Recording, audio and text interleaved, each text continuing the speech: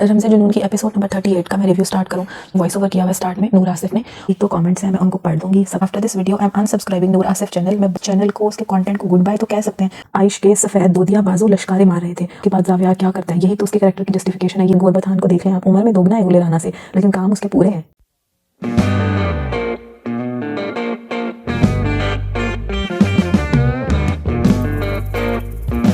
अस्सलाम वालेकुम गाइस, कैसे हैं आप सब लोग। आई होप आप लोग बिल्कुल ठीक होंगे और सर्दियों को एंजॉय कर रहे होंगे। रिव्यूज़ भी आप लोगों को पसंद आ रहे होंगे। वीडियो में भी हम लोग रिव्यू को ही कवर करेंगे। ऑलरेडी मैं इस चैनल पे बात कर चुकी हूँ, नॉवेल्स की भी बात हो चुकी है, कुछ पॉइंट्स रह गए थे। ऑल्सो आप लोगों का जो पॉजिटिव फीडबैक है, इतना डिटेल्ड में जो आप लोग कॉमेंट्स कर रहे हैं, उसमें कुछ सजेशंस थी कि फर्दर नॉवल के अंदर कुछ एपिसोड्स हैं उनको भी डिस्कस करें, और कुछ और पॉइंट्स थे उससे रिलेटेड जो है वो रिव्यू शेयर करें। तो सबसे पहले तो thank you so much guys for your humble and positive response. And it's not about कि आप लोग कोई मेरी तारीफ़ करो या चैनल की तारीफ़ करो।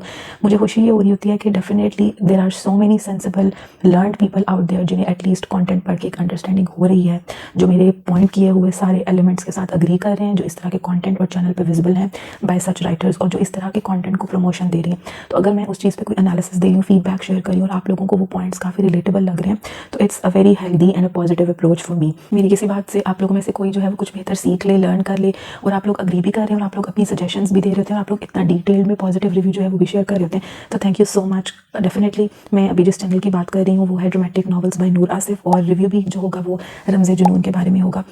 ऑनगोइंग नॉवल है, पिछली वीडियो में मैं सारा कुछ डिस्कस कर चुकी हूँ। तो मुझे एक कमेंट रिसीव हुआ था, उसमें उन्होंने बोला हुआ था कि प्लीज़ आप उसकी एपिसोड नंबर 38 का स्पेसिफिकली रिव्यू कर दें। और वैसे भी मुझे ऐसा फील हो रहा था as if that episode number 38 जो है वो रमज़े जुनून की, उसको काफ़ी हाइप मिली हुई है, लाइक पैरेलली पॉजिटिव भी और नेगेटिव भी, पर जिस तरह का जो है वो रिस्पॉन्स आ रहा होता है। तो आई थॉट के कुछ जो पॉइंट्स रह गए थे वो भी डिस्कस कर लूँगी, और स्पेसिफिकली अगर वीडियो को निकाल के उस पर एनालिसिस दूंगी, क्रिटिकली इवैल्यूएट करूँगी, तो वो पॉइंट्स जो है वो उसके साथ रिलेट हो जाएंगे। अपार्ट फ्रॉम दैट यही कमेंट्स बहुत अच्छे थे, कुछ नेगेटिव कमेंट्स भी थे, और डेफिनेटली वो सब तो आएंगे। मैं उस पर फिर भी यही कहूँगी कि please it's like a request कि आप लोग कमेंट्स करो, जो भी उनको सपोर्ट करने वाले हैं, जो भी उनके रीडर्स हैं, जो भी उनको पढ़ रहे हैं, बट प्लीज़ आप लोग अपनी आंखों से ब्लाइंड फोल्ड उतार दो, इस तरह की पट्टी उतार दो कि आप लोगों ने ऐसे कंटेंट को सपोर्ट ही करना है, आप लोगों ने किसी फ्रेंडशिप को प्रमोट करना है। मेरा किसी भी राइटर के साथ कोई पर्सनल रिलेशनशिप नहीं है, ना ही मुझे किसी के साथ किसी तरह की कोई दोस्ती निभानी है। मुझे जिसके कंटेंट में जो चीज़ फील होगी मैं वो एलैबोरेट कर दूंगी, बिकॉज मेरा चैनल बनाने का पर्पस ही यही था, और रिव्यूज़ देने का पर्पस भी यही है कि मैं ऑनेस्ट होकर, फेयर होकर, अगर आप लोगों को पूरे का पूरा फीडबैक ही मेरा बुरा लग रहा है, या जो भी क्रिटिकली इवैल्यूएटेड पॉइंट्स हैं कंटेंट को लेकर, नॉवल को लेकर, चैनल को लेकर, तो ये तो काफ़ी ही एक अनयूजुअल सी चीज़ हो जाएगी। ऐसा बिल्कुल पॉसिबल नहीं है कि मैं खुद से ही कोई बातें बनाऊँ या स्टफ बनाऊँ और वो जनरेट कर दूँ in the form of a review. So मैं कहना ये चाह रही थी कि जितने भी सारे नेगेटिव और हार्श कमेंट्स करने वाले हैं, आप लोग रिव्यू करें, ज़रूर दें। डेफिनेटली आप लोगों के कमेंट्स जो हैं वो वाइप आउट नहीं होंगे, लेकिन आप लोग प्लीज़ इस तरह की ट्रैशिंग या अब्यूसिव लैंग्वेज यूज़ नहीं करें, जो कि आपकी खुद की पर्सनालिटी को रिफ्लेक्ट करेगी। किसी को सपोर्ट करने के चक्कर में आप इस तरह से ही एक अपना अप्रोप्रिएट बिहेवियर शो करवाओगे, तो आप ये दिखा रहे हो कि आपने किस तरह की लर्निंग की है। और आप लोगों को डेफिनेटली क्वेश्चन करना चाहिए इस तरह का कंटेंट एब्जॉर्ब करने के बाद, और फिर आप उसी तरह की चीज़ों को प्रोजेक्ट कर रहे हो, प्रमोट कर रहे हो, तो आप लोग अपना रिव्यू ज़रूर शेयर करो। लेकिन आप लोग सिर्फ ये देखो कि जब आप कोई बात कर रहे हो तो क्या वो कंटेंट से रिलेटेड है। आप लोग कंटेंट के बारे में रिव्यू क्यों नहीं देते हो? जो मेरी बातें जिनसे आप लोग डिसएग्री करते हो, आप उसके बारे में फेयर शेयर पॉइंट्स बताओ ना। आप ये बताओ कि मेरा ये रिव्यू का ये पॉइंट गलत था, इन राइटर के फलां नॉवल के अंदर या कैरेक्टर्स के अंदर ये बात नहीं है, तो मैं और क्लियरली देख लूँगी, मैं आप लोगों को और एलैबोरेट करके बता दूँगी। आप लोग इस पर्पस से आते हो कि जैसे सिर्फ आप लोगों ने ये कमेंट करना है कि भाई जो मैं कह रही हूँ या जो मैं बता रही हूँ पॉइंट्स वो गलत है। सिर्फ कुछ लोग ऐसे हैं और मैं ये उन्हीं को कह रही हूँ। और वंस अगेन मैं ये नहीं कह रही कि आप लोग रिव्यू ना दो, आप लोग अपना हर तरह का रिव्यू शेयर करो, लेकिन फिर वो बात रिव्यू से रिलेटेड ही होनी चाहिए। आप लोग सारे अपने सब्सटेंशियल पॉइंट्स के साथ आओ, आप लोग उनके कंटेंट को सपोर्ट बेशक करो, लेकिन फिर जो चीज़ गलत है उस गलत को एटलीस्ट अप्रूव तो करो, उसको मानो तो सही। या ये जस्ट आप लोगों ने एक रेस बना ली हुई है कि सब राइटर्स के अपने अपने कर्ल्स हैं और उन्होंने सिर्फ उन्हीं को सपोर्ट करना है। कोई भी राइटर है उसका जिस तरह का भी काम है, क्रिटिकल इवैल्यूएशन में सारे पॉइंट्स को ही कवर किया जाता है। अब ये मेरा कसूर तो नहीं है ना कि मैक्सिमम जो राइटर्स हैं उनका कंटेंट ही ज़्यादा नेगेटिव साइड पर है, उनका जो नेगेटिव है वो आउटवेज कर रहा है पॉजिटिव को। तो मैं तो क्लियरली वही चीज़ बताऊंगी जो कंटेंट में होगा। एपिसोड को भी रिव्यू करती हूँ और मैं एक दो कमेंट्स हैं उनको पढ़ दूंगी, उसमें ओवरऑल काफ़ी सारी बातें हैं तो वो क्लियर हो जाएंगी। जैसे अगर मैं फर्स्ट कमेंट पढ़ूँ, मेरे सामने ही है आयशा खान, उन्होंने लिखा हुआ है, उन्होंने एक दो कमेंट्स किए हैं, लेकिन उनका एक कमेंट है उन्होंने लिखा हुआ है, बहुत दिनों से सोच रही थी इसका ये नॉवल क्विट करूं या ना करूं, लेकिन आज की इस वीडियो के बाद मेरा डिसीजन आसान हो गया। वेल, कमेंट पढ़ाने का मतलब ये था कि इस तरह के भी लोग हैं, डेफिनेटली वो चैनल के साथ कनेक्टेड हैं, और अगर उनको रिव्यू से या मेरे पॉइंट्स को सुन के ये सब कुछ फील हुआ तो मैंने उन्हें फोर्स तो नहीं किया ना, उनको डेफिनेटली ये चीज़ लिंक लगी होगी और उन्होंने ऐसा महसूस किया है कि ये सब चीज़ें तो वहाँ पर है, और फिर उनका इस तरह का रिस्पॉन्स कि वो अनसब्सक्राइब कर रही हैं या उन्हें ऐसा फील हो रहा था, तो this is kind of a positive approach. Well I have surely come with this purpose कि मैं राइटर्स को भी एहसास दिला सकूँ, पढ़ने वालों को भी, ताकि उन्हें खुद को पता हो कि किस तरह के कंटेंट को उन्होंने डिफरेंशिएट करना है, बोथ प्रॉज एंड कॉन्स के साथ, या नेगेटिव और पॉजिटिव, टॉक्सिक, एब्यूसिव, हर तरह की कैटेगरी में। पढ़ाने का कमेंट मकसद ये था कि अगर आप सब लोगों को पॉइंट्स इतने जेन्युइन लग रहे हैं, रिव्यू ठीक लग रहा है, तो कहीं ना कहीं अगर आप उस प्लेटफॉर्म से कनेक्टेड हैं, आप लोग अनसब्सक्राइब कर सकते हैं, आप लोग रिपोर्ट कर सकते हैं, आप लोग एटलीस्ट उस for your own psychological mental health, for your own peace. है सादिया असलम, उन्होंने उर्दू में कमेंट किया हुआ है, काफ़ी डिटेल में कमेंट किया हुआ है, पढ़ देती हूँ और कमेंट से आप लोगों को खुद समझ आ जाएगी कि मैंने ये वाला कमेंट भी क्यों इंक्लूड किया, क्योंकि इन्होंने भी ओवरऑल एक सेंसिबल बात पूरी उसको सम अप कर दिया। मैं शायद जब नूर का पहला नॉवल पढ़ा तब से इसको पढ़ती हूँ। क्यों? मैंने पूरी डिटेल में एक जर्नी बताई हुई है, क्योंकि क्लासिक किस्म के नॉवल पढ़ते पढ़ते जब ये पढ़ा तो सिर्फ इसलिए कि ज़रा वक्ती तौर पर मसाला ऐड हो जाता है, मगर जब भी तब हीरो की दरिंदगी से मुझे एक कदम आगे बढ़ी है, फैमिली ऐड किया, और वो जैसी भी फैमिली बॉन्डिंग थी, पर मैंने ये सोच कर पढ़ लिया कि ज़रूरी नहीं सब फैमिलीज अच्छी, और मैंने कहा था ना कि इसलिए पढ़ती थी। नॉवल साथ एक और भी सही मेरा ख्याल है कि अल्लाह ने नूर को लिखने की सलाहियत दी हुई है, वो अच्छे से सीन लिखती हैं, सस्पेंस पैदा करती हैं, जिससे अपने रीडर्स की दिलचस्पी खींच लेती हैं, पर वो लिखती क्या है ये समझना वाकई में बहुत ज़रूरी हो गया। अल्लाह जाने क्या माइंड है इस लड़की का, क्या सबक देना दुनिया को। मैं पॉइंट ऐड करूँगी इनके कमेंट में, वो ये था ना कि इन्होंने इसलिए पढ़ा कि जो है वो कोई डिफरेंट चीज़ होगी। इन्होंने खुद लिखा हुआ है कि जैसे कोई वक्ती तौर पे ज़रा मसाला ऐड हो जाता है। वाकई ये बात चले ठीक है, नॉवेल्स पढ़ते आप इसलिए डिफरेंट स्पाइस ऐड हो जाए, एक आप लोगों को डिफरेंट फील आए, and let's just test such kind of content, तो आपको पता चले कि ये किस तरह से है। इस बात से मैं बिल्कुल एग्री करती हूँ। मैं खुद बुक्स पढ़ने वाली हूँ, नॉवेल्स पढ़ने वाली हूँ, इन सारे चैनल्स को गो थ्रू किया है, तो मेरा अपना भी यही सीन रहा है कि लेट्स जस्ट टेस्ट, क्यूरियस होता है बंदा कि अब ये इस तरह का कॉन्टेंट है, चलो इसको रीडिंग देते हैं। तो ये तो एक बात हो गई कि बिल्कुल ऐसा ही है। बार बार मैं यही कहूँगी, आगे डिपेंड करता है कि आपको पढ़ के समझ भी तो आए, और यही बात इन्होंने आगे लिखी भी हुई है। इनको लगा कि फैमिली बॉन्डिंग इन्होंने ऐड की हुई है, फिर ये खुद ही कह रही है कि ज़रूरी तो नहीं है कि सारी फैमिली बॉन्डिंग्स जो है वो अच्छी ही हों।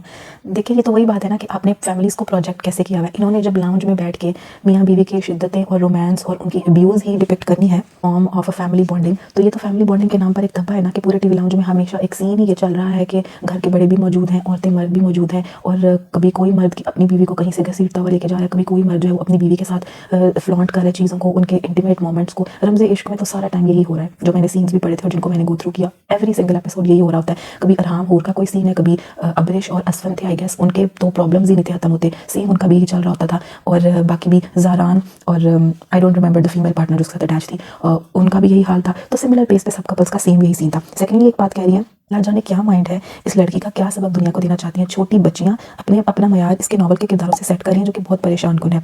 और एक चीज़ है तो मुझे बहुत परेशान किया जब मैंने एक बच्ची का कमेंट पढ़ा कि इसने रमज़े इश्क पढ़ के रिश्ते कैसे निभाने हैं वो सीखा। मैंने इसको पूछा और दरखास्त भी की कि तुमने यहाँ किसका लिहाज करते निभाते देखा कि तुम इंप्रेस हो गई, क्योंकि जॉइंट फैमिली क्या होती है, इसके तकाजे क्या होते हैं, नूर को सिरे से भी नहीं पता। बहुत ही बुरा फैमिली का तस्वुर आता है इनकी कहानी पढ़ के, और मैंने इसको पढ़ना रमज़े इश्क खत्म होने के बाद छोड़ दिया था, क्योंकि ये मेरे माइंड को इत्मीनान नहीं दे पाई। इसका एक किरदार था शहराम, इसको इसने पता नहीं क्या दिखाना चाहता और इस चक्कर में बुरी तरह खराब कर दिया। और मेरा ख्याल है एक राइटर की ये बहुत बड़ी नाकामी है कि लोग इसको पढ़ना छोड़ जाएं।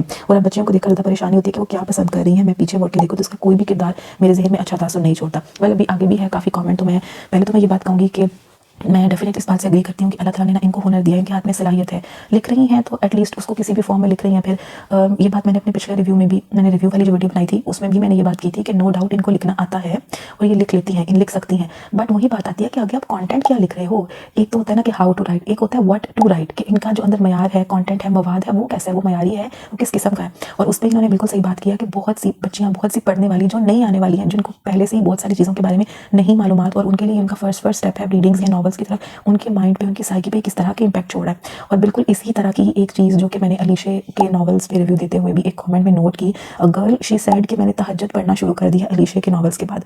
बंदा पूछे उसमें ऐसी कौन सी चीज़ थी, ऐसा कौन सा पॉइंट था जिस स्पेसिफिक पॉइंट ने आपको जो है वो तहज्जुद पढ़ने की तरफ राग़िब किया। नो डाउट बहुत अच्छी बात है, अल्लाह ताला हम सबको तौफीक दें तहज्जुद पढ़ने की, लेकिन इतनी पाक और इतनी अच्छी चीज़ को आप इस तरह के कंटेंट के साथ जोड़ते हो तो फिर आप अपने सब्सटेंशियल आर्ग्यूमेंट्स भी तो शेयर करो कि वो क्या ऐसी चीज़ थी जिसने आपको उसकी तरफ जो है वो मोड़ दिया, क्योंकि बाकी सारों के तो ज़हनों पे वो बहुत बुरे असरात ही छोड़ रही है। और नूरा सिर्फ उन्होंने तो अब्यूज़ को सिंपल पोर्ट्रे किया है। अलीशा अगर अब्यूज़ नहीं दिखाती बहुत ज़्यादा तो साइकोलॉजिकल अब्यूज़ भी अब्यूज़ में ही काउंट हो रही है। It's not just about physical abuse. इनके नॉवेल्स में, नूरा सिफ के नॉवेल्स में तो मैक्सिमम फिजिकल अब्यूज़ और जुनूनियत और इस तरह की चीज़ों को फ्लॉन्ट किया ही हुआ है। एक और कमेंट पढ़ा और उसमें लड़की ये कह रही थी कि उन्होंने रिश्ते निभाना इनसे सीखा है, तो ये एक बहुत ही क्वेश्चनेबल बात है। और इसी तरह के बहुत सारे कमेंट्स आपको इनके प्लेटफॉर्म पे मिल जाएंगे जो सब कह रहे होते हैं कि हमने ये चीज़ यहाँ से सीखी है। वो चीज़ आपने लर्न कैसे कर ली, जबकि उसमें तो प्रॉपर सबक था ही नहीं, डेप्थ थी ही नहीं। इट्स मीन कि आपको खुद को भी लर्निंग की बहुत ज़रूरत है। आपका विजन अभी बहुत नैरो वैल्यू है। आप अच्छी चीज़ों को पढ़ें तो आपको पता चले। आपने जो फर्स्ट एक चीज़ एज एन इनपुट लिया है, आप आउटपुट भी उसी तरह का दोगे। और ये फिर राइटर पे ही आके सारी बात रुक जाती है कि जब उसकी प्रोजेक्शन ही ऐसी है तो ऑडियंस हो, रीडिंग कम्युनिटी हो, वो इसी तरह ही की चीज़ को इनटेक करेंगे और फिर खुद को उसी हिसाब से ही मोल्ड करेंगे। और पॉइंट था जिससे मैं अग्री नहीं करती हूँ, वो क्या है, अरीज शाह का यारम एक जुनूनी गैंगस्टर था पर अपनी मोहब्बत को तकलीफ नहीं देता था। पर यहाँ पता नहीं मोहब्बत की कौन सी बेहुदा किस्म दिखाई जाती है। वेल नेक्स्ट इंशाल्लाह ताला अरीज शाह के नॉवेल्स पे भी वीडियो बनाऊंगी। और रूह यारम मैंने शॉर्ट ब्रीफ रिव्यू में ये शेयर किया था पॉइंट, और मैंने खुद भी इस नॉवल को पढ़ा है। तो ये मेरी पिछली बात से ही लिंक कर रहा है कि फिजिकल अब्यूज़ ही सिर्फ अब्यूज़ में काउंट नहीं होती। What about the psychological abuse and emotional abuse. And don't forget कि रूह यारम में भी इसी तरह का ही काफ़ी हद तक एटमॉस्फेयर था। साइकोलॉजिकली अब्यूज़ करना, कंट्रोलिंग बिहेवियर, डोमिनेंस, ये सब चीज़ें इसी में ही आती हैं। कमेंट को रीड करने का पर्पस ये था कि इसमें काफ़ी सारी बातें लिंक कर रही थी जो मैं कहना भी चाह रही थी। तो ऐसे बिल्कुल आप कमेंट्स किया करें, और नो डाउट आप सब लोग करते हैं जिनमें डेफिनेटली सवाल उठाए गए हों, चीज़ों पे ओवरऑल डिबेट हो, ताकि मैं उन पॉइंट्स को भी फर्दर ऐड कर सकूं और शायद इससे कोई ना कोई सबक सीख ले, और शायद इससे राइटर ही सबक सीख ले, शायद उनको ही लगे कि मैं कुछ बेहतरी ले आऊँ। चाहे आप कहीं से कोई इंस्पिरेशन ले लें, किसी का कोई कंटेंट पढ़ लें अच्छा एक दफ़ा, और उसके साथ साथ कॉपी भी करना चाहें तो कर लें, लेकिन please positive, healthy, free, refreshing अच्छी स्टोरीज़ को लिखें। जब आपकी इस तरह की स्टोरीज़ लिखने पर भी इतने ज़्यादा लोग, इतनी ह्यूज कम्युनिटीज़ आपके साथ अटैच हैं, तो यही चीज़ अगर आप पॉजिटिवली इन्फ्यूज़ कर लेंगी तो पढ़ने वालों को सिर्फ एक रिफ्रेशमेंट ही फील नहीं होगी, वो आगे फर्दर उनकी लाइफ में भी हेल्प करेगा। लिटरेचर है, अदब है, उर्दू हो, इंग्लिश हो, किसी भी जुबान में, वो आपकी लाइफ को, आपके कल्चर को रिफ्लेक्ट करता है, और फिर उसको आप बहुत ज़्यादा अपनी लाइफ के साथ रिलेट करते भी हो, आप बहुत ज़्यादा लर्निंग करते हो। तो यहाँ तो आप पढ़ें ही इस समझबूझ के साथ, जैसे इन्होंने भी कहा कि आइडिया हो गया, और आप बहुत सारे और जो कमेंट्स थे उनमें भी सबने यही कहा कि हमने पढ़ के छोड़ दिया। थैंक यू सो मच कि आप सब लोगों को एटलीस्ट इतनी सेंस तो है, आप लोगों को पता तो है कि गलत और सही में फ़र्क करना है, या कौन सी चीज़ ठीक है और कौन सी नहीं, और आप लोग इतना डिटेल में रिव्यू भी शेयर कर रहे होते हैं। रमज़े जुनून की एपिसोड नंबर 38 का मैं रिव्यू स्टार्ट करूँ तो वीडियो अगर आप ओपन करो तो उन्होंने अपने कॉन्टेंट और अपने नॉवल के बारे में जस्टिफिकेशन दी हुई है, या जिस तरह से भी अपनी ऑडियंस से कनेक्ट करने के लिए बात की गई है। ये एपिसोड इन्होंने बहुत मेहनत से लिखी है, 2 दिन लगाए हैं, तो ये पढ़कर और फिर इस पर रिव्यू करके पता चल जाएगा कि इस एपिसोड में किस तरह की मेहनत की गई है। सेकेंडली उन्होंने यही कहा है कि कोई भी कहानी जो है उसको बीच में से पढ़कर आप लोग ये नहीं कह सकते कि ये किस तरफ जाएगी। मैं राइटर हूँ, मुझे बेहतर पता है कि मैंने कहानी को कैसे लिखना है, और इसकी हैप्पी एंडिंग नहीं होगी, ये सैड एंडिंग की तरफ होगी, जो कि आप लोगों को बहुत पसंद आएगी और आप लोग बहुत प्यार दे रहे हैं। तो इतनी सारी बातें हैं। सबसे पहले तो ये कि बेशक आप ही राइटर हैं और आप ही को पता है कि किस तरफ स्टोरी को लेकर जाना है, तो सारा सवाल ही यही है कि आप स्टोरी को लिख कैसे रही हैं, आप प्रमोट क्या कर रही हैं, प्रोजेक्ट का कर रही हैं, और स्टोरी को चाहे स्टार्ट से उठा लो, दरमियान से उठा लो, बिल्कुल लेटेस्ट एपिसोड्स को उठा लो, आई थिंक सो किसी भी जगह से उठा लो, आपको उसकी सिमिलर पेस मिलेगी। तो फिर क्या कोई सवाल भी ना उठाए, क्या कोई इस पर कोई बात भी ना करे। इसी तरह बहुत सारे रीडर्स हैं, बहुत सारे ही कमेंट्स हैं जो कि आपको अपना जेन्युइन फीडबैक दे रहे होते हैं, और आप उनका कोई जवाब ही नहीं देती, जबकि उन्होंने इसी वीडियो के स्टार्ट में ये कहा कि आप लोग अपना रिस्पॉन्स शेयर करें, अपना प्रॉपर रिव्यू दें स्टोरी पे, कैरेक्टर्स पे। क्या फ़ायदा ऐसे रिव्यू का जिसका कोई रिस्पॉन्स ही नहीं, जिससे कोई बेहतरी ही नहीं है, और जिससे आपने अपने कंटेंट को, नॉवल को शिफ्ट ही नहीं करना रीडर से, और आप स्टोरी की बात कर रही हैं जबकि स्टोरी है ही नहीं। बजाय ये कि रमज़े जुनून में आप रमज़े इश्क से कुछ डिफरेंट दिखाती है, उसे ज़्यादा टॉक्सिक बना दिया, आप शायद अपनी तरफ से इसको सेंसेशनल बनाना चाह रही हैं, लेकिन वो बहुत ही नेगेटिव इम्पैक्ट छोड़ा है, क्योंकि ओवरऑल पूरा एटमॉस्फेयर ही बहुत ज़्यादा हार्श है, बहुत ज़्यादा रूड है, अब्यूसिव और टॉक्सियर साइड पर है। ये वाला पॉइंट ऐड करना कि नॉवल जो है वो हैप्पी एंडिंग नहीं होगी, सैड एंडिंग होगी। भाई क्या लगे इस चीज़ से कि हैप्पी एंडिंग है या सैड एंडिंग है, इस सब का इस पूरे नॉवल के लिखने से क्या ताल्लुक हुआ। जब आपने तकरीबन एक पूरा साल एक नॉवल को लिखना है और उसमें आपने 150-200 किस्तों तक एक ही चीज़ को लिखना है, एक ही तरह के अब्यूसिव कंटेंट और टॉक्सिसिटी को, तो क्या एक साल जो पढ़ने वाले हैं उन पे क्या असर होगा। पे आप बेशक सैड एंडिंग करें, आप उन सारे पॉइंट्स को जस्टिफाई कर देंगे कि as if your heroes were not toxic and abusive enough, as if जितना भी उन्होंने बुरा सलूक किया है, चाहे वो फीमेल्स के साथ है, किसी और कैरेक्टर्स के साथ है, और जो पूरा एटमॉस्फेयर उन्होंने नॉवल में फैलाया हुआ था वो शायद जस्टिफाई हो जाए, वो बिल्कुल ठीक था। इस तरह की चीज़ों को आप लिख देंगे तो क्या फ़ायदा उस बात का कि वो चाहे हैप्पी एंडिंग हो चाहे सैड एंडिंग हो। एंडिंग से इसका लिंक नहीं है, सिर्फ इसका लिंक ओवरऑल नॉवल के पूरे एटमॉस्फेयर और पूरे पेस पे, जबकि आपकी राइटिंग्स में कंटेंट इस तरह के को जस्टिफाई किया जाता है, उसको इस एंगल के साथ, इस फील के साथ नहीं लिखा जाता कि कैरेक्टर्स से आप खौफ खाओ, आप उनको समझो। बहुत ही ज़्यादा लोग उसको रोमांटिसाइज कर रहे होते हैं क्योंकि आपने लिखा ही इस अंदाज से होता है, आपने किसी ना किसी मौके पे डेफिनेटली उनका एक क्रिंजी रोमांस ऐड कर देना होता है जो कि इलॉजिकल हो, पर्पसलेस हो, जस्ट ये दिखाने के लिए कि ये सब कुछ एक रोमांटिक स्टोरी के अंदर कवर हो जाएगा, जो कि वंस अगेन बहुत ही गलत प्रमोशन है कंटेंट और थॉट की। तो ये बिल्कुल भी आपकी बात जस्टिफाइबल नहीं है, मेरे नज़दीक तो नहीं है। वेल, आप लोग इस पर क्या कहते हैं, आप लोग मुझे कमेंट्स में ज़रूर बताइएगा कि इस बात से आप लोग कितना अग्री करते हैं कि ये हैप्पी एंडिंग और सैड एंडिंग की बात को कह के ओवरऑल जस्टिफिकेशन। इसी तरह इन्होंने कहा कि मैं खुद वनी बेस्ड स्टोरी पे बात करूंगी और मैं खुद बताऊंगी कि किस तरह ये गलत है। क्या फ़ायदा आपके एंड पे खुद बताने का, जबकि आपने पूरे के पूरे नॉवल में इन चीज़ों को जस्टिफाई ही करना है, उनको एक सिमिलर पेस पे ही लिखना है। आपके अल्फाज तो इस तरह की किसी भी चीज़ को नहीं रिफ्लेक्ट कर रहे होंगे कि ये आप इसको बुरा दिखा रही हैं, आप तो इसको ग्लैमराइज कर रही हैं, इसको रोमांटिसाइज कर रही हैं, अपने कैरेक्टर्स को हीरोइक विजन देकर। क्या फ़ायदा इस तरह की साइकोलॉजिकल जर्नी शो करने का जिसमें बाद में लड़कियां समझे कि ओ वाओ ये वाला कैरेक्टर तो इतना अच्छा था, ज़ावियार खानज़ादा, दरहज़ई खानज़ादा और आर्यान खान, ये सब लोग तो इतने मैनली थे, ये लोग इस तरह से तशद्दुद करते थे, वाओ व्हाट अ जर्नी। तो रीडर्स का क्या, उन्हें तो ये सब चीज़ें उसी तरह से ही फैंटिसाइज कर रही होंगी, उसी तरह से अच्छी लग रही होंगी। It's not a sufficient point two justify अपने कंटेंट को। एपिसोड के शुरू में दरहा ज़ही और अनाया का सीन है और they are having their moments, और जिसमें इस तरह से लिखा हुआ है कि पूरी रात हो गई है, वो कमरे से बाहर नहीं आया और ज़हरान उसको कह रहा है कि बाहर निकलो, अपना वलीमा तो हलाल कर लो। ठीक है, एटमॉस्फेयर की आप लोगों को कुछ समझ लगी गई होगी, लेकिन जो वंस अगेन बात है क्वेश्चनिंग वो ये कि पूरी रात हो गई है और उसमें इनका वो सो कॉल्ड रोमांस चल रहा है और बस उस चीज़ को ऐसे ही फ्लॉन्ट किया हुआ है, कोई उस चीज़ पे एलेबोरेशन नहीं। इस तरह का एक जुमला लिख के ये दिखाया जा रहा है कि ओ वाओ कि हीरो बहुत रोमांटिक है और उसमें स्टेमिना भी बहुत ज़्यादा है, पूरी रात से वो इसी तरह के ही एक्ट्स में इन्वॉल्व हैं, लेकिन उसके पीछे की कोई डिस्क्रिप्शन नहीं, कोई सीन पे क्लियरेंस नहीं है कि जी literally is it like possible कि पूरा कि सारा टाइम जो है वो सिर्फ एक यही चीज़ ही हो रही हो। और लड़की जो है वो, लड़के तो एक तरफ, अनाया जो है उन्होंने भी स्टार्ट कर दिया ये चीज़ कि वो भी दरहज़ई की गर्दन पे जो है वो दांत गाड़ी होती है, और नॉर्मल भी बात हो सकती है, भाई दांत गाड़ के बात करने की क्या जरूरत है। शी सेड कि मुझे जाने दे और अब बस मुझे छोड़ दे और अब मैं कमरे से बाहर जाना चाहती हूँ, और गर्दन पे दांत गाड़ दी और मुंह निकलने लग गया। इस तरह से जो है ना वो ये जंगली और वैश्य हैं सारे। फिर नेक्स्ट में once again you can't forget कसरती सीना और चट्टानी सीना। कसरती और चट्टानी सीना पिछली वीडियो में भी मैंने मेंशन किया था, तो वो ये बिल्कुल क्लियर हो गया है कि किस तरफ ही मैं रेफर कर रही थी कि बस एक दो एक्सप्रेशंस हैं या एडजेक्टिव्स हैं, उसको उन्होंने पकड़ लिया हुआ है और अटैच कर दिया हुआ है। जब आपने इतने लंबे लंबे नॉवेल्स लिखने, इतनी लंबी लंबी एपिसोड्स देनी है, तो प्लीज़ फिर उन अपनी वोकैब को भी बेहतर करें, उसमें एक्सप्रेशंस भी अच्छे आप यूज़ कर सकते हैं। और हर दफ़ा ही ये नहीं ज़रूरी कि सारे ही सारे जो मेल कैरेक्टर्स हैं उनका कसरती या चट्टानी सीना ही होगा, लोहे जैसा सीना ही लग रही है, तो नॉर्मल इंसानों वाला सीने की तो वाइब नहीं आ रही, ना पीछे कोई जस्टिफिकेशन है, ना कोई क्लियरेंस है, ना कोई एलेबोरेशन है कि ओवरऑल किस तरह से ये सब कुछ बन गया। बस जी वो पैदा ही इसी तरह ही हुए थे, बिल्कुल ग्रीक गॉड्स की तरह। इन और इंपॉर्टेंट बात है जो डिस्कस करने वाली है वो है फीमेल कैरेक्टर्स की साइकी। आप खुद देखिएगा, मैं सीन को पढ़ती हूँ, लाइंस को कुछ को, और आप खुद समझिएगा कि किस तरह से उनकी साइकोलॉजिकल जो हेल्थ है उसको पोर्ट्रे किया गया है कि लड़कियों के माइंड में क्या चल रहा है, और किस तरह से नूर आसिफ की जो राइटिंग है वो इस चीज़ को बहुत क्लियरली प्रमोट कर रही है कि लड़कियां इस तरह के सारे एटमॉस्फेयर के साथ बहुत खुश हैं। अनाया जो है वो ये बातें उसके माइंड में चल रही हैं, वो सोच रही है अपने ओवरऑल पूरे रात के उन एक्ट्स और एक टाइम स्पेंड करने के बाद दरहज़ ज़्यादा के बारे में। जो इसने किया वो इतनी छोटी गलती हरगिज़ ना थी, मगर इसने इस पर हाथ नहीं उठाया था। हाथ किसने नहीं उठाया था? दरहज़ ने अनाया पे हाथ नहीं उठाया था। अनाया बहुत मज़े से आराम से कह रही है कि जो भी मैंने किया उस चीज़ पे मेरे पे हाथ उठाया जाना चाहिए था। अपना हक उसे में लिया, मगर इसके जिस्म पर कहीं इसके दरिंदगी के निशान ना थे। What a justification. She want कि कोई दरिंदगी के निशान या इस तरह की कोई चीज़ें होती। अब तो वो इसे नरमी से छूता था, शिद्दतें ढाते हुए जुनूनी हो जाता था, मगर इसकी शिद्दतों को वो बर्दाश्त कर पा रही थी। आप कैरेक्टर की साइकोलॉजिकल जस्टिफिकेशन देख रहे हैं, वो अपने सारे थॉट्स को पर्ज आउट कर दिया और उसमें वो इन सारी चीज़ों को यानी कि एक अब्यूज़ को ही जस्टिफाई कर दिया कि ज़्यादा अब्यूसिव नहीं था, बस थोड़ा ही था। अब तो वो इस तरह नहीं है और मुझे तो थप्पड़ भी नहीं पड़ा। ओ wow what a nice behaviour. दरअसल अनाया को स्वान करके बुला रहा होता है। टर्म्स ऑफ एंडेयरमेंट देखी है आपने, swans and panda bear. Well panda bear किसका ये भी पता चल गया होगा पढ़ने वालों को, या नेक्स्ट मैं इसको भी एलैबोरेट कर दूंगी।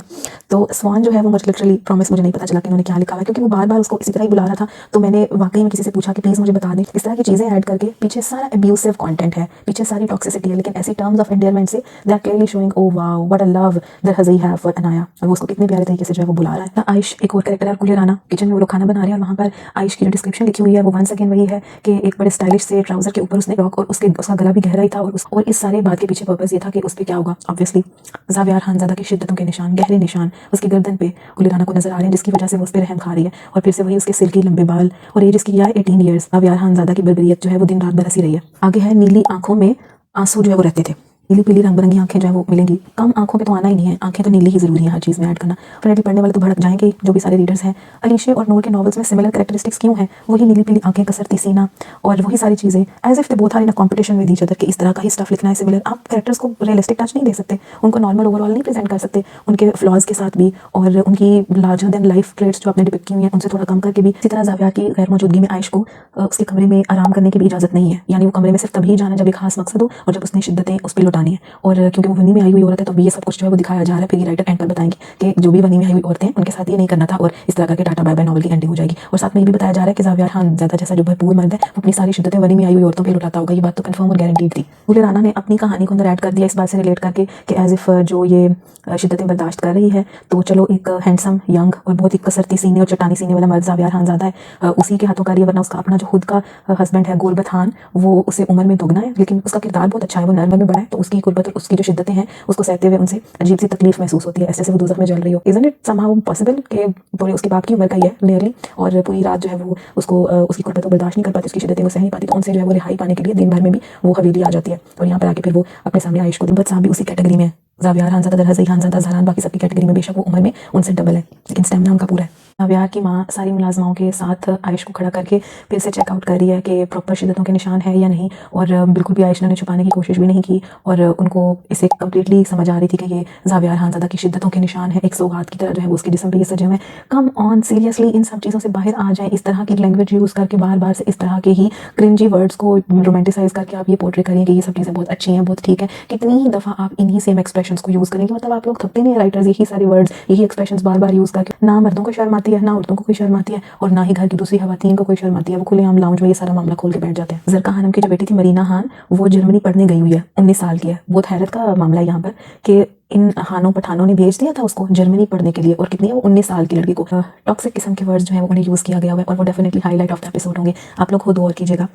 वो जानती थी इतनी खूबसूरत कम उम्र औरत को ज़ावियार खानज़ादा सज़ा भी जी भर कर देता होगा। खून बहा में आई हुई औरत की सज़ा इसके शोहर की गुर्बत होती है, इससे ज़्यादा तकलीफ सज़ा नहीं हो सकती। इस तरह का एटमॉस्फेयर और इस तरह की साइकी की प्रमोशन है इस तरह के वर्ड्स के साथ। ज़ावियार खानज़ादा की गुर्बत ही नहीं सहती थी, बल्कि उसके थप्पड़ भी सहती थी, क्योंकि उसकी जो गाल है उस पर थप्पड़ों के निशान हमेशा रहते थे। Straight out abuse. Let's see कि आप सब लोग भी गवाह रहिएगा कि एंड पे देखते हैं ज़ावियार खानज़ादा इतना मारने और इतना अब्यूसिव बिहेवियर शो करने के बाद किस तरह से ग्रो करता है एज अ कैरेक्टर। एंड पे राइटर्स को कैसे जस्टिफाई करती है, क्या ये वापस मिल जाएगा आयश के साथ उन्हीं सब चीज़ों में। यहाँ देखते हैं कि वो कैसे इस बात को, जिन्होंने बहुत अपनी जस्टिफिकेशन में बोला हुआ है कि वनी में आई हुई औरतों के बारे में और वनी बेस्ड नॉवेल्स को वो कैसे हैप्पी एंडिंग की फॉर्म में नहीं दिखाएंगे। इसमें ज़ावियार खानज़ादा को भी देखेंगे कि क्या उसको इस बात पे कभी कोई सज़ा मिलेगी, या उसके कैरेक्टर में कोई चेंज आएगा, या क्या उसको अपने रवैये पे वाकई में शर्मिंदगी होगी, या फिर से वो इश्क के ज़ुमरे में, वसल में, हिजर में और इस तरह की स्टूपिड थॉट्स में ही जो है वो कंक्लूड हो। आयश की तलाशी ली जा रही है और इंतहाई वाहियात और गंदे तरीके से तलाशी ली गई है, और उसको इस तरह से प्रेजेंट किया हुआ है कि इतनी बेदर्दी से उसकी गहराइयों को तो ज़ावियार खानज़ादा भी नहीं छूता था, जिस तरह से बख्तूरा वो जो मुलाजमा है वो तलाशी ले रही है। इस सीन में ज़ावियार खानज़ादा ने कदम रख दिया और उसने पूछा है कि ये यहाँ पर क्या हो रहा है, और उसने आयश पर भी एक निगाह डाली है। और आगे आप लोग जुमला खुद सुनिएगा कि इस तरह के सीन में भी राइटर जो है वो बाज नहीं आई ये ऐड करने से। गहरी सर्द निगाह डाली जिसके बदन का इस फिटिंग फ्रॉक में अंग अंग नुमाया हो रहा था।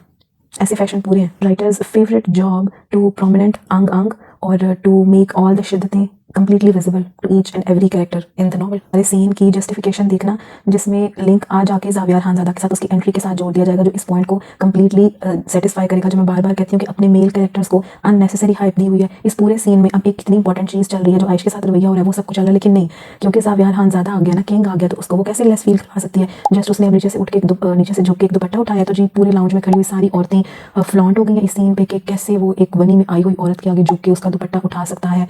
ठीक है, आप सब लोग ये सोच रहे होंगे कि ये तो एक अच्छी बात है कि दुपट्टा उठाया और ये सब कुछ। It's not about act, it's all about the wording and it's all about the atmosphere. कि वो प्रोजेक्ट ये करना चाह रही है कि ज़ावियार खानज़ादा कितना अच्छा है, उसकी सारी शिद्दतें, जुल्म, बुराइयां वो सब पीछे रह जाएंगी सिर्फ इस एक सीन में कि जी वो तो झुक गया औरत के आगे दुपट्टा उठाने के लिए। वो औरत के आगे नहीं झुका, स्टूपिड, वो दुपट्टा उठाने के लिए झुका है, तो उसके लिए तो उसको झुकना ही पड़ना था। अब इतनी सुपर पावर तो उसमें है नहीं कि वो बस हाथ का इशारा करता था दुपट्टा उसके हाथ में आ जाता, और शायद राइटर ये लिख भी लेती, लेकिन उन्होंने ये भी दिखाना था कि कैरेक्टर जो है वो किस तरह झुक गया है, जो कि बाकी सारी चीज़ों को जस्टिफाई कर रहा है। ज़ावियार आयश को कह रहा है अब ये दुपट्टा ना सिर के तुम्हारे तन से, डायलॉग देखें, अभी दुपट्टा ना सिर के तुम्हारे तन से। वैसे तो सिर के इन्होंने यहाँ पे गलत लिखा हुआ है, सिरे के लिखा हुआ है, और मे भी वो शायद टाइपिंग मिस्टेक हो गई उनसे। डायलॉग बाजियाँ इनसे फुल ऑन करवा लो, सही स्टार प्लस वाला एक सीन चल रहा है। गर्दन उतार देता मैं इसकी अगर ये ऐसे मर्दों के सामने खड़ी होती।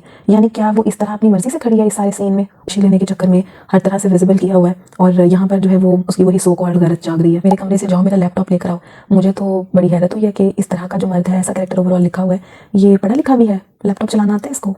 ऐसे सारे शश के मैंने अपने कैरेक्टर्स के पूरे रखने हैं कि हम उनमें ये ट्रेड्स भी ऐड कर दें और उनको इतना अमीर भी दिखा दें और उनको ये टर्म्स ऑफ एंडेयरमेंट्स भी दे दें कि उन्हें ये स्वान वगैरह कहना और ये सब कुछ भी है, और स्टेमिना भी उनका भरपूर हो, और हरकतें उनकी कंप्लीटली छपड़ियों वाली हों, कंप्लीटली क्रिंजी हों, बेगैरतों वाली हों, जाहिलों वाली हों, दरिंदगियों वाली हों, और ऐसे वैश्याना सलूक हों उनके। ट्रिगरिंग वर्ड्स हैं जिन पे मुझे इंतहा का गुस्सा आता है, जिसमें एक इंसान जो है वो खुद इंसान नहीं है, वो सिर्फ इस बात से जाना चाहेगा क्योंकि वो दूसरे किसी इंसान की मलकियत है। मैं वर्ड्स को रीड कर देती हूँ, आप लोग खुद ही समझ आइएगा। इसकी बीवी इसकी औरत के जिस्म को एक मुलाजमा इस तरह छू रही थी, मुलाजमा ना भी होती कोई ऐसे किस तरह इसकी बीवी को छू सकता था, कैसे ज़ावियार खानज़ादा की मलकियत ज़ावियार खानज़ादा की औरत को छू सकता था।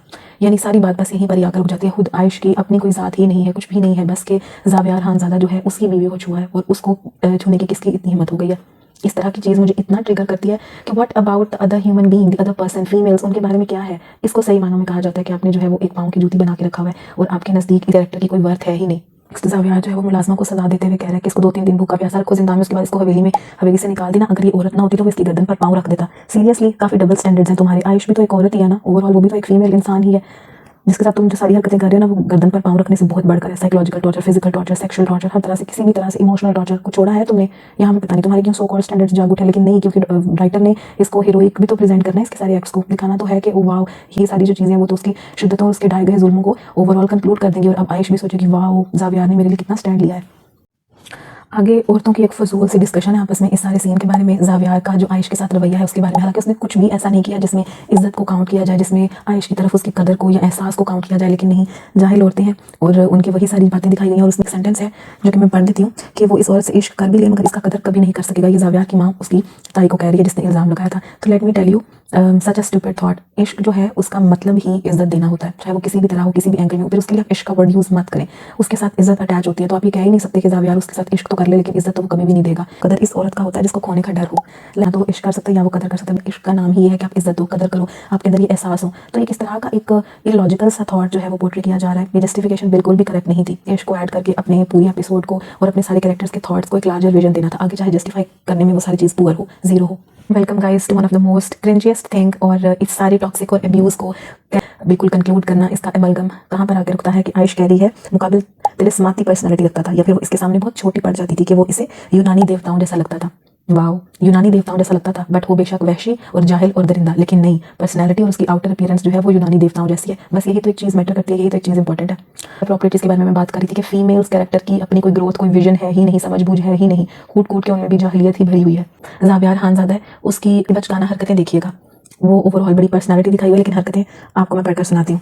वास है जो कि उठा के उसने मारा है आयश की तरफ, प्रॉपर उसी को ही मारा है, और वो साइड पर हो गई और वो नीचे बिखर गया। वैसे बहुत टीजिंग रवैया शो करवाया हुआ है, लेकिन बच्चे भी ऐसी फिजूल घटिया चीज़ नहीं कर रहे होते था। मगर आखिरी लम्हा अपना फैसला बदल लिया, और ठीक इससे ऊपर वाले डायलॉग में वो उसे कह रहे हैं आज नहीं कहूँगा कि डरो मत, ये तुम्हें नहीं मारा था। और फिर साथ ही सिगरेट पी रहे हैं, और वो उस चीज़ को ओवरऑल सीन को उसने प्रेजेंट किया है कि बहुत ही रोमांटिक है। और मजीद आगे ज़ावियार खानज़ादा ये सोच रहा है कि निकाह में आई हुई औरत के लिए वो लोग इतने ही पोजेसिव होते हैं और इसी तरह ही जो है वो उन पर हक रखते हैं। और निकाह में आई हुई औरतों को आपने थोड़ी इज्जत भी दिखानी होती है, उनके साथ ऐसा चाहलाना, वैश्याना रवैया, दरिंदगी नहीं रखनी होती। ये सब चीज़ें नहीं तुम्हें पता, ये सब चीज़ें नहीं तुमने सीखी हैं, ये सब तुम्हारे जहन में ख्यालात नहीं आ रहे। सिर्फ एक ही चीज़, मलकियत, हक, साया गवारा नहीं, वही आ जाके घिसी पिटी बातें, चाहे एपिसोड का शुरू हो, नॉवल का स्टार्ट हो या नॉवल एंड होने वाला हो, सब कैरेक्टर्स ने सेम ही तरह की थॉट्स को प्रोजेक्ट करना है। यही इनके डायलॉग्स हैं, क्योंकि आ जाके इनकी जो ताल है वो ख़त्म ही इस तरह की क्रिंजी बातों पे होती है जिसको वो लोग बेसिकली अपनी पोजेशन में या अपनी उनकी तरफ एक ऑब्सेशन में जो है वो शो करते हैं, that how much the love they have for them. फिर से वही एक्सप्रेशन है कुशादा चट्टानी सीना, जो सीना है ना वो बढ़ता ही जा रहा है, कसरती सीना चट्टानी, और उस पर भी फिर और कुशादा ही होता जा रहा है। ज़्यादा जो है वो आयश की गर्दन पे हाथ रख चुका है और अब अपना जो जोर है उसकी गर्दन पे दबाता जा रहा है। प्रॉपर्ली उसका जो सांस है वो रोकने की कोशिश कर रहा है और वो उसके नीचे दबकर रह गई है। पूरी एपिसोड में वो बार बार बस एक ही बात किया जा रहा है कि क्यों आने दिया तुमने उसे अपने करीब, क्यों तुमने उसको ऐसे छूने दिया, क्यों मुलाजमा के पास ये हक था कि वो तुम्हें इस तरह से छू लेती, एज इफ आयश के पास खुद ये कंसेंट थी कि वो उसको इस तरह से टच करती है, उसकी ऐसे तलाशी लेती।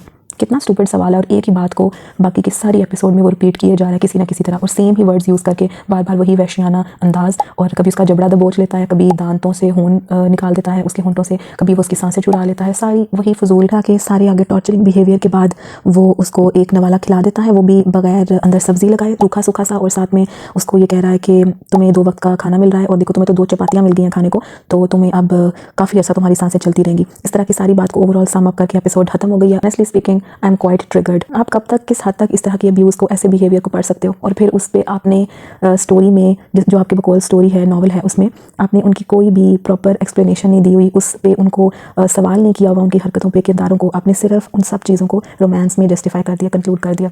Questionable psyche and content what writer is portraying. फिर मैं ये कहूँगी कि मकसद राइटर से किसी दुश्मनी का नहीं है, प्लीज़ अपने कंटेंट को बेहतर करें, प्लीज़ उसमें तब्दीली लाएं, अपनी सोच में भी, लिखने के हिसाब से भी। अगर आपने नॉवल में इस टॉपिक को और इस तरह के कंटेंट को, वनी बेस्ड को कवर भी करना है, तो प्लीज़ अब इन सारे कैरेक्टर्स की जर्नी को ऐसे ही दिखाइएगा कि वो क्लियरली रिलेट करे, जस्टिफाइड लगे। इंसाफ मिलना चाहिए ऐसे कैरेक्टर्स को, ना कि आप उसमें उनकी यूनानी देवताओं जैसी खूबियाँ खुद से ही बना के लिख के और उनकी प्रेजेंटेशन में इस सारी बातों को, सीन्स को सम अप कर दे। बाकी एपिसोड पर उसके रिव्यू पे आप अपने जेन्युइन व्यूज़ शेयर कर सकते हैं। फीडबैक में मुझे ज़रूर बताइएगा आप लोगों के इन सारे पॉइंट्स के बारे में क्या ख्याल थे, कितना आप लोग अग्री करते हैं। और जो लोग इस कंटेंट को पढ़ रहे हैं, once again it's a request, please open your eyes how much such psychological unhingedness you guys can take. Well, next किसी और वीडियो में I will come with another review upon an other channel और content और novel. Thank you so much. I'll meet you in the next video. Till then, Allah Hafiz.